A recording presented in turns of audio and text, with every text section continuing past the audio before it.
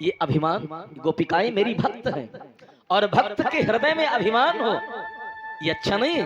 और भगवान ने उन गोपिकाओं के अभिमान को दूर करने के लिए एक इसी जगह पर एक बड़ी सुंदर लीला किया। क्या? उसी समय भगवान उसी रासमंडल से अपनी योग माया के द्वारा अपने आप को छुपा लिया। उस ऋषि रासमंडल में अपनी योग माया के द्वारा अपने आप को छुपा लिया। अब बेचारी गोपिकाएं रासमंडल में भगवान को ढूंढने लगी। अब भगवान कहीं दिख नहीं रहे और जब भगवान को ना पाई गोपिकाएं, भगवान को ना पा करके बेचारी गोपिकाएं अब विलाप करने लगी, रोने लगी। वाकई में एक तो परमात्मा को पाना बड़ा कठिन, एक तो परमात्मा भगवान को पाना बड़ा कठिन और पा करके छूट जाना ये उससे ज्यादा कठिन है। पा करके छूट जाना ये बहुत ही कठिन है, ये बड़ा ही दुखदाई है, ये बहुत दुखदाई है। इसीलिए मुझे पूज्य राजेश्वरानंद जी की एक लाइन याद आती है। क्या?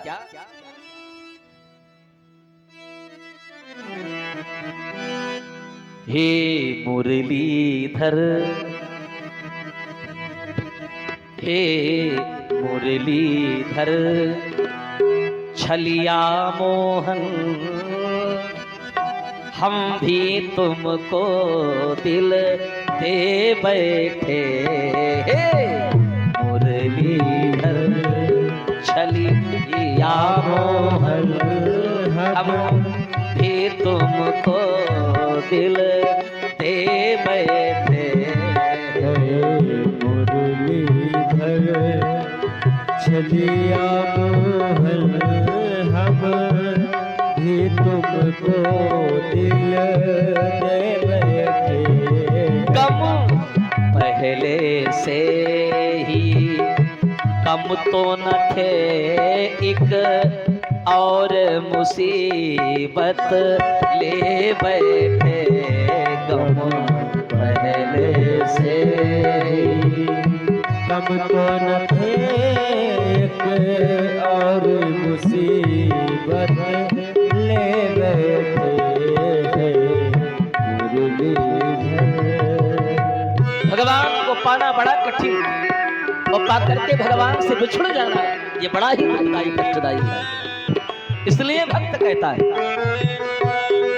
अये मुरलीधर छलिया मोहन, हम भी तुमको दिल दे बैठे। कब पहले से ही कम तो न थे, एक और मुसीबत ले बैठे। पहले से ही कम तो न थे, एक और मुसीबत ले बैठे।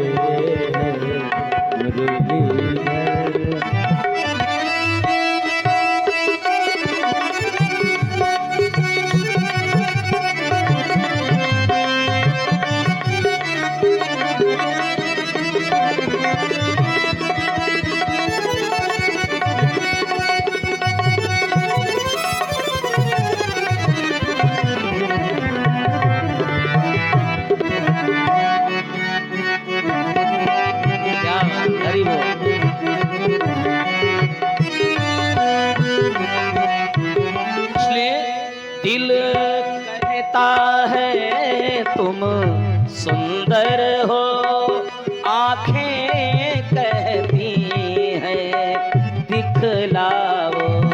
दिल कहता है तुम सुंदर हो, आंखें कहती हैं दिखलाओ।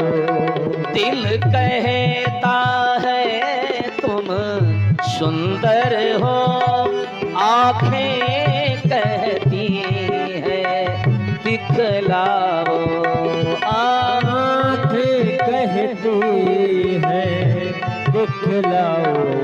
तुम मिलते नहीं हो आकर के तुम मिलते नहीं हो, आकर के हम कैसे कहें देखो ये बैठे मुरलीधर।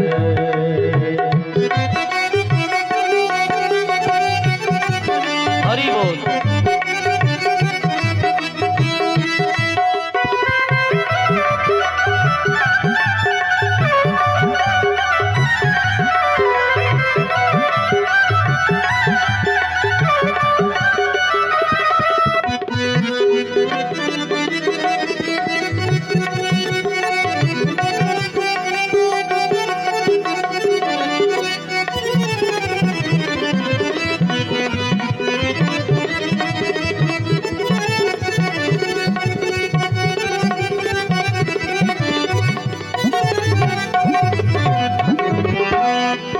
महिमा सुन के हैरान है हम, तुम मिल जाओ तो चैन मिले। महिमा सुन के हैरान है हम, तुम मिल जाओ तो चैन मिले। इसलिए मन खोज के भी तुम्हें पाता नहीं, मन खोज के भी तुम्हें पाता नहीं, तुम हो कि उसी मन में बैठे मुरलीधर चले हम भी तुमको दिल दे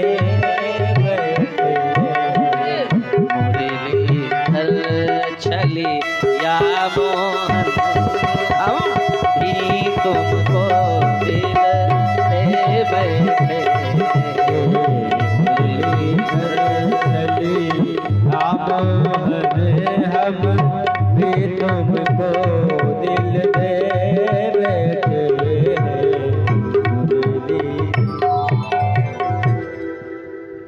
भगवान को ना पा करके बेचारी गोपिकाएं बहुत ही विलाप कर रही हैं। वो उसी रास मंडल में जरा देखिए गोपिकाओं ने किन किन से पूछा है। भगवान से गोपिकाओं ने भगवान को पाने के लिए किस किस से पूछा है। व्यास जी वर्णन करते हैं, जरा सुनिए। कच्चिस कुबर का शोक, एक बटवृक्ष से पूछा गोपिकाओं ने। गोपिकाओं ने बरगद के वृक्ष से पूछा। आपने देखा होगा बरगद का पेड़ बड़ा विशाल होते हैं, उसकी बड़ी बड़ी लटें होती हैं। तो गोपिकाओं ने बरगद के बटवृक्ष से पूछा, क्या ये बटवृक्ष, क्या तुमने हमारे श्याम सुंदर को इधर से जाते हुए देखा है? अब वृक्ष क्या बताएगा, वृक्ष क्या बताएगा? तब तक एक गोपी पीछे से कहती है, ए गोपी, अरे ये क्या बताएगा, ये तो खित बूढ़ा हो गया है बेचारा, ये क्या बताएगा? आगे बढ़ती हैं गोपिकाएं। जब आगे बढ़ी हैं तो एक तुलसी का बड़ा सुंदर सा वन दिखाई दिया। कौन सा वन दिखाई दिया? तुलसी का वन। तुलसी का वन दिखाई दिया तो गोपिकाओं ने तुलसी से पूछा, क्या? कच्चित तुलसी कल्याणी, अरे गोविंद चरण प्रिय। ये तुलसी, तुम तो गोविंद को बहुत प्रिय हो, तुम तो गोविंद को बहुत प्रिय हो, क्योंकि तुलसी सदैव भगवान के ऊपर रहती, चढ़ी रहती है। कश्चित तुलसी कल्याणी गोविंद चरण प्रिय। ये तुलसी, क्या तुमने मेरे गोविंद को इधर मार्ग से जाते हुए देखा है? तुलसी का वृक्ष भी मौन हो गया। तब तक एक पीछे से गोपी ने कहा, कहा जानती हो? कहा ये तुलसी नहीं बताएंगी। क्यों? क्योंकि ये हमारी तुम्हारी सौत लगती है। ये कहा बताएंगी? क्या कहा? कहा ये हमारी तुम्हारी सौत लगती है। ये कहा बताएंगी? क्योंकि तुलसी भी भगवान की प्रियतमा है, तुलसी भी। और तुलसी से भी कोई उत्तर नहीं मिला।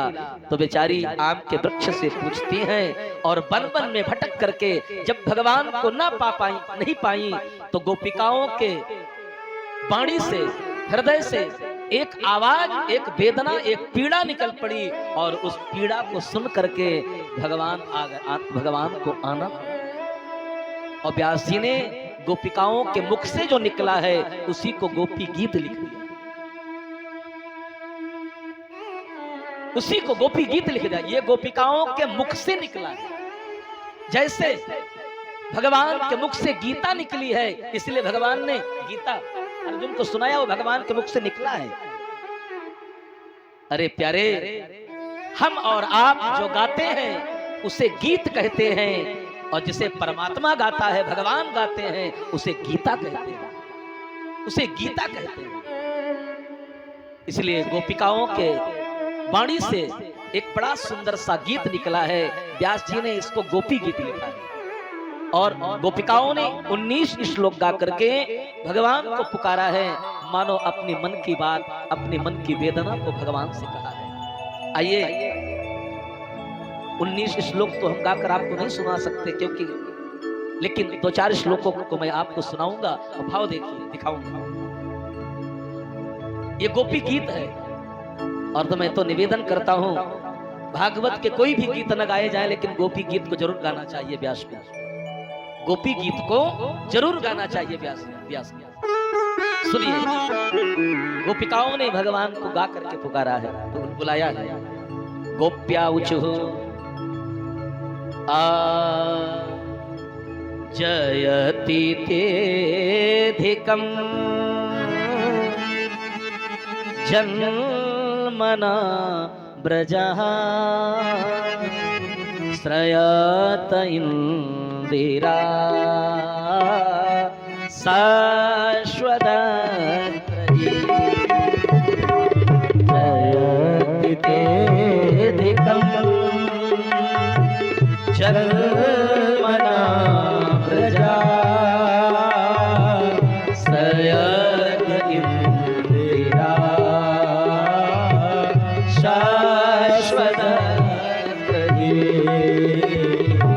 शाश्वतत्रयी तदृश्यता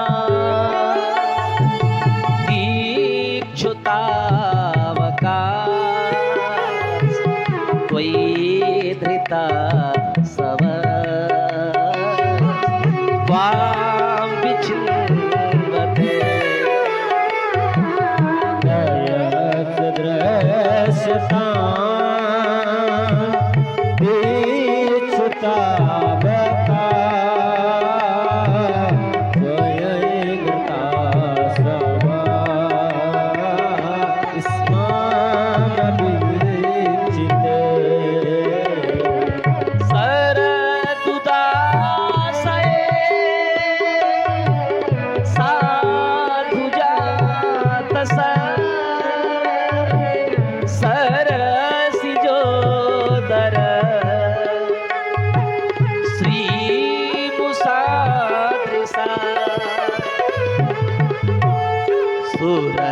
सुरतनाथ ते अशुल्क दासिका वरदनी घ्नतो नेह किं वधा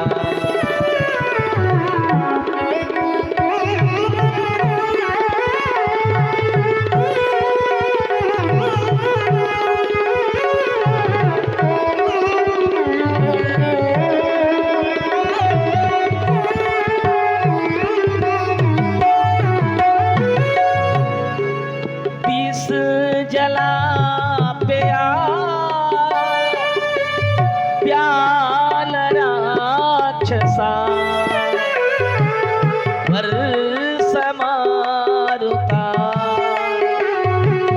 वैद्युतानला वृषभयात्मजा विश्वतो भया ऋषभते वयं रक्षिता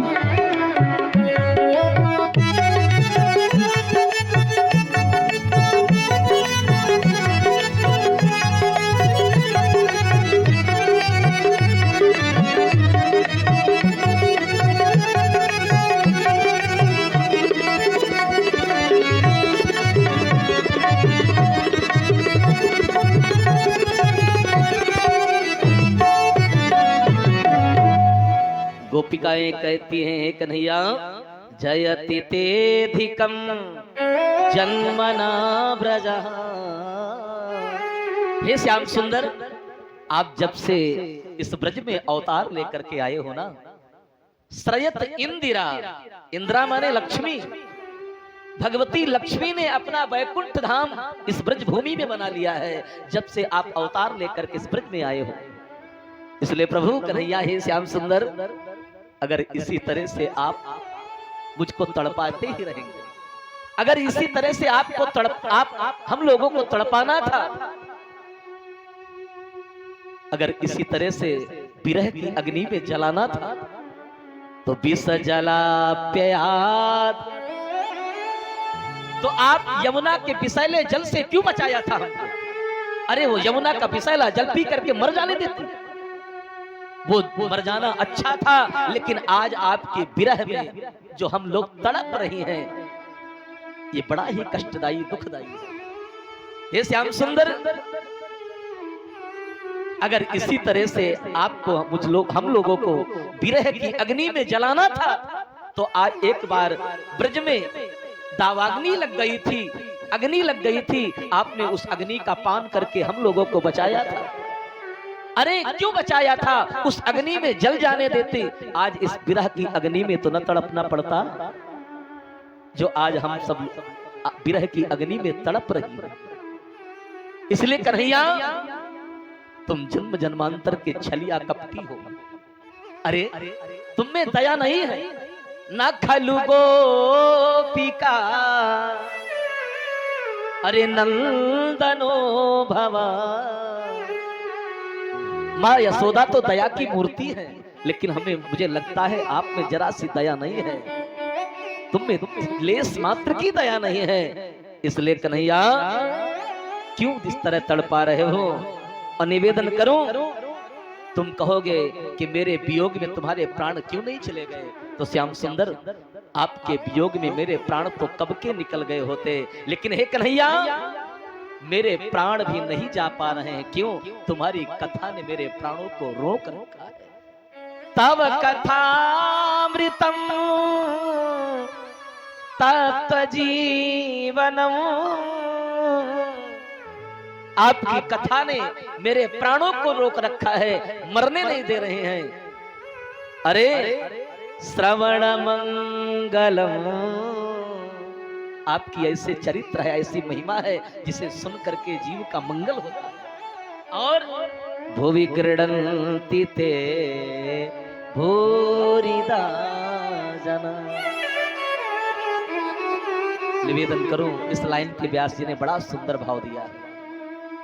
जो भगवान की लीला को गाता है, जो भगवान की यश को गाता है, भगवान की कथा को गाता है, अरे प्यारे, उसके पिछले कर्मों को नहीं देखना चाहिए, वर्तमान देखना चाहिए कि भगवान की वो कथा गा रहा है, कथा सुना रहा है, इसलिए वो तो जगत का मंगल कर ही रहा है। इसलिए भुवि गृणन्ति ते भूरिदा जना, उसके जन्म जन्मांतर पाप नष्ट हो जाते हैं, जल जाते हैं।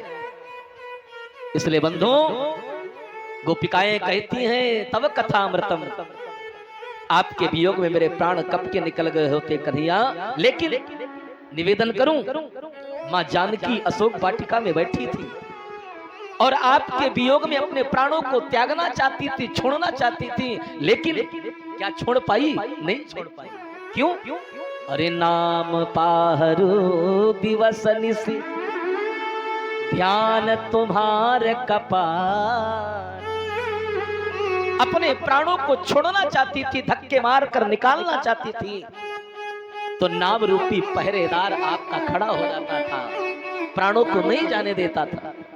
अरे उस नाम रूपी पहरेदार को भी धक्के मार कर प्राण निकलना चाहते थे, तो ध्यान तुम्हारे कपार, ध्यान रूपी किवाड़े बंद हो जाते थे। कैसे जाने? लोचन निज तहां जंत्रुता, फिर भी उस ध्यान रूपी कपाट तरफ किवाड़ों को खोलकर भी प्राण जाना चाहते थे। जंत्र कहते हैं ताले को, ताला लग जाता था। इसलिए प्रभु कैसे प्राण जाएंगे? इसलिए हे कन्हैया, अब हम लोगों से रहा नहीं जा रहा है। और वाकई में गोपिकाओं के इस विरह को जब भगवान ने सुना तो भगवान से रहा नहीं गया। भगवान गोपिकाएं बिल्कुल पवित्र बन चुकी हैं और भगवान कहीं गए थोड़ो थे, कहीं गए नहीं थे। तासा माविरभूक्षौरी अस्मै मान मुखाम्बुजा पीतांबरधर सृगवी साक्षात मन्मथ।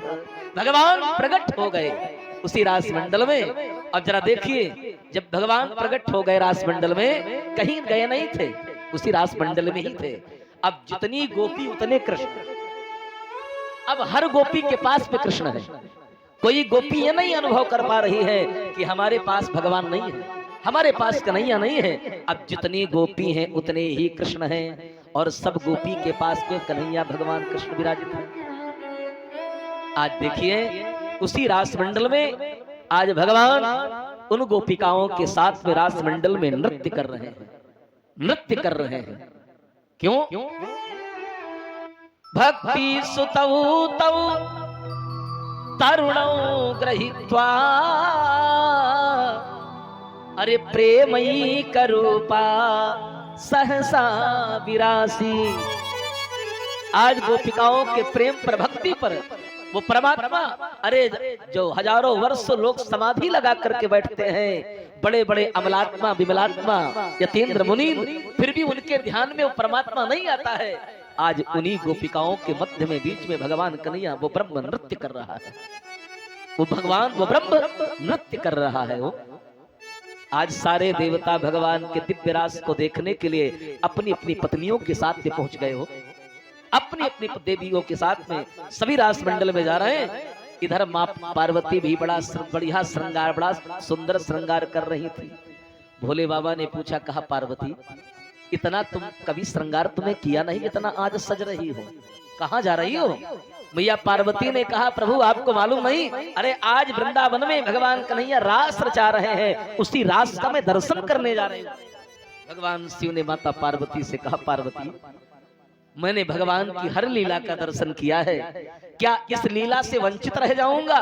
पार्वती मुझे भी अपने साथ ले चलो। भगवान शिव ने कहा, भोलेनाथ उस रासमंडल में आपका प्रवेश नहीं हो पाएगा। क्यों?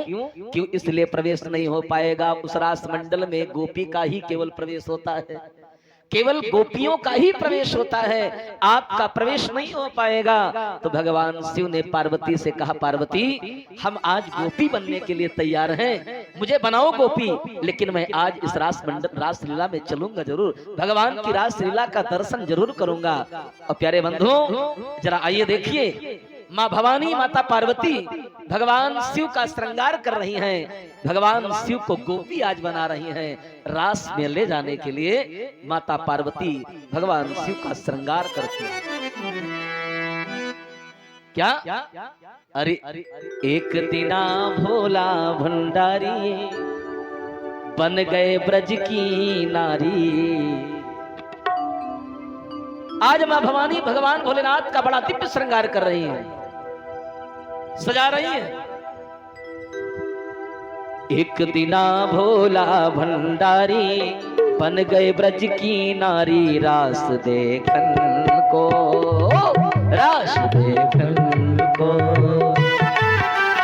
पार्वती जी मना के हारी, ना माने त्रिपुरारी, रास देखन को, रास देखो देखो।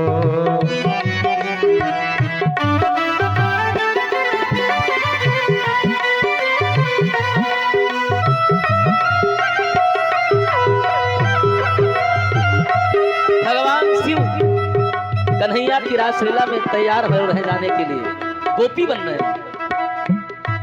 भगवान शिव ने पार्वती से कहा, पार्वती ऐसा सजा दो मुझे, जाने न कोई इस राज को, इस राज को। मैं हो सजा दो मुझे, जाने न कोई इस राज को, इस राज को। और मैं हूँ सहेली तेरी, ऐसा बताना ब्रजराज को, ब्रजराज को। लगा के पहन के साड़ी, लगा के बिंदिया, चाल चले मतवारी रास देखन को, रास देखन को। वो भोले भंडारी बन करके ब्रजनारी रास देखन को, रास देखन को। हरि बोल।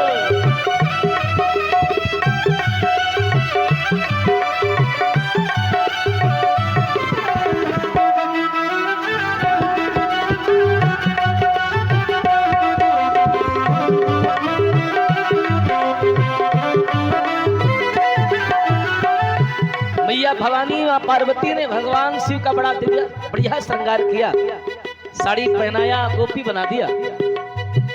और मैया पार्वती ने कहा, भोलेनाथ आप तो चलते हो तो तांडव नृत्य करते हुए चलते हो, लेकिन आज तांडव मत करना।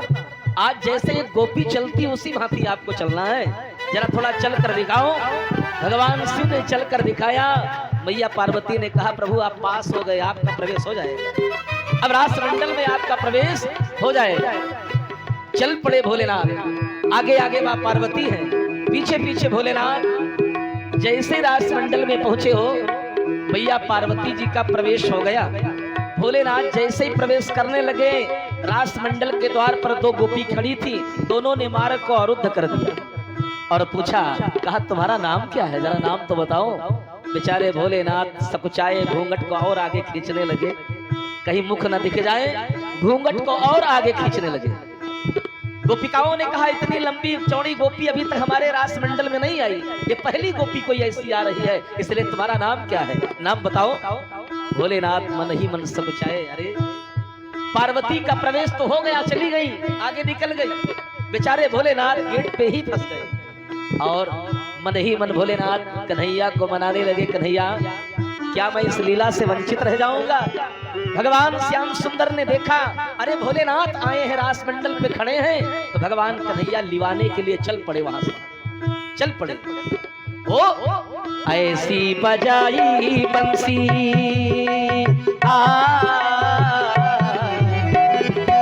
ऐसी बजाई बंसी, सुध बुध भूले भोलेनाथ जी, भोलेनाथ जी। ऐसे बजाई बंसी, सुध बुध भूले भोलेनाथ जी, भोलेनाथ जी। भगवान कन्हैया की बंसी को सुन करके भगवान शिव से रहा नहीं गया, नाचने लगे हो, और जब नाचने लगे तो शरीर की सुध नहीं रह गई, भूल गए। खिसक गई जब सर से साड़ी, मुस्काए बनवारी रास में आ गए, रास में आ गए। पार्वती जी मना के हारी, ना माने त्रिपुरारी, रास में आ गए, रास में आ गए, रास में आ गए, रास में आ गए,